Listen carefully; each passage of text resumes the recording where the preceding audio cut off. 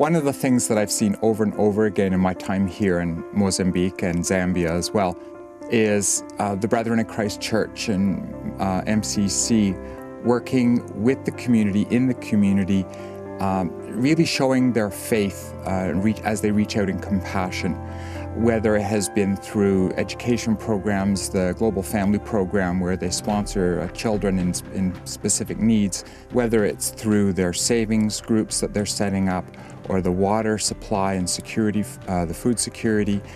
All of them are reaching out to the entire community. And what's more important is that there are a lot of NGOs, especially here in Zambia, but the MCC and BIC are really working hard to promote self-reliance so that when these programs are finished, that they'll be self-sustaining and they'll be able to continue. What we have and what the Africans in this area have is so vastly different. Cultures are different. It's so easy to provide our solutions to their problems, but truly it has to be an African solution to an African problem. And I have faith that both the MCC and the BIC Church is able to do that. And that's why I want to be able to continue supporting those organizations and advocate for them. MCC took us to see 2 partnerships where women are being empowered, one through a savings program and one through a micro-enterprise program. In the savings program in Mozambique, the women learn to save and they can also borrow in order to assist themselves personally or to assist with their business.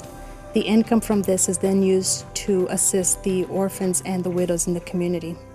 In Zambia, we visited a program where the women are using plastic bags to make purses, which they can then sell. As a banker myself in Canada, it was very encouraging to see how these women work together as a group to make sure that their debts are paid in time. They are becoming independent financially, and they have great pride in this. As they become independent, they are also helping care for the orphans and the widows in their community. A lot of these women are taking on children from other widows and bringing them in as their own, so they're caring for an extended family. Before coming to Mozambique and Zambia, I thought I knew a lot about HIV/AIDS. I'm beginning to understand how little I know and how complicated an issue it is. In Mozambique, we were able to see the beginnings of their work with HIV/AIDS. The BIC Church is just beginning to go into communities and teach about basic information about HIV/AIDS. I met a woman named Tanya in Mozambique.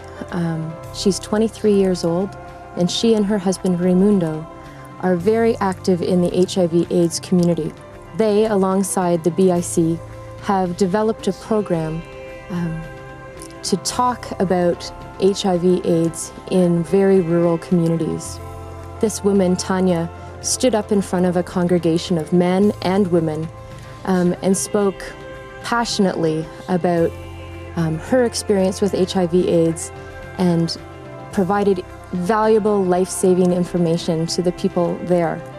Tanya is breaking down barriers of traditional belief, of gender inequality, of stigmatization, of discrimination, and of just fear of the disease and myths surrounding HIV/AIDS.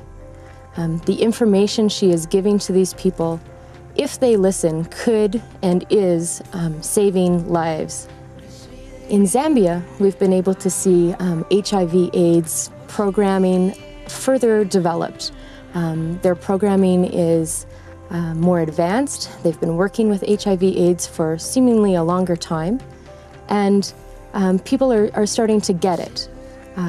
ARVs and HIV testing are free in both Mozambique and in Zambia, but we're learning that transportation to and from the towns where the ARVs are available or the testing is available is very costly and very difficult to access for most people.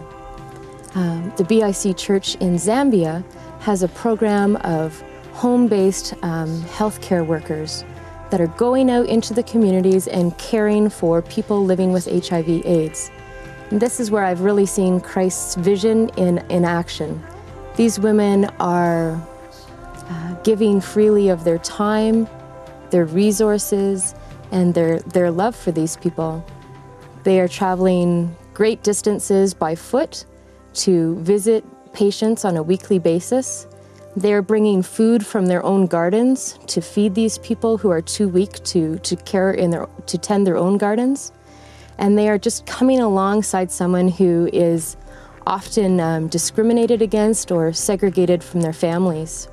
The home-based care workers really emphasized to me the importance of coming alongside people who are the least of us, the loneliest people, the sickest people, the people who are most discriminated against, to come alongside them, spend time with them, get to know them as people, find practical ways to meet their everyday needs, as well as presenting Christ to them through role modeling in our behaviors, but also in speaking freely about what gives us joy in our lives.